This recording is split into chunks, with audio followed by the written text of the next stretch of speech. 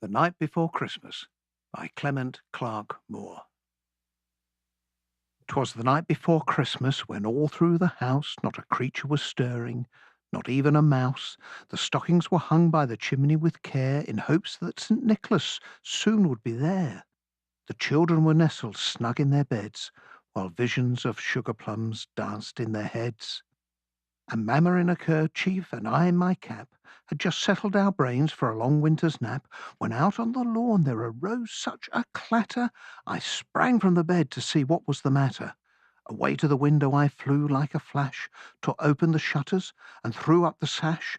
The moon on the breast of the new fallen snow gave the lustre of midday to objects below, when what to my wondering eyes should appear but a miniature sleigh and 8 tiny reindeer, with a little old driver so lively and quick, I knew in a moment it must be St. Nick. More rapid than eagles his coursers they came, and he whistled and shouted and called them by name. Now Dasher, now Dancer, now Prancer and Vixen, on Comet, on Cupid, on Donner and Blitzen, to the top of the porch, to the top of the wall. Now dash away, dash away, dash away all. As dry leaves that before the wild hurricane fly, when they meet with an obstacle, mount to the sky, so up to the housetop the coursers they flew, with the sleigh full of toys, and St. Nicholas too. And then in a twinkling I heard on the roof the prancing and pawing of each little hoof. As I drew in my head and was turning around, down the chimney St. Nicholas came with a bound. He was dressed all in fur from his head to his foot, and his clothes were all tarnished with ashes and soot.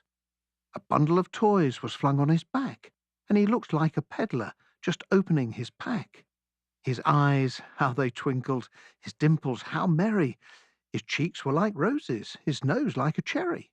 His droll little mouth was drawn up like a bow, and the beard of his chin was as white as the snow. The stump of a pipe he held tight in his teeth, and the smoke it encircled his head like a wreath. He had a broad face and a round little belly that shook when he laughed like a bowl full of jelly. He was chubby and plump, a right jolly old elf, and I laughed when I saw him in spite of myself. A wink in his eye and a twist of his head soon gave me to know that I had nothing to dread.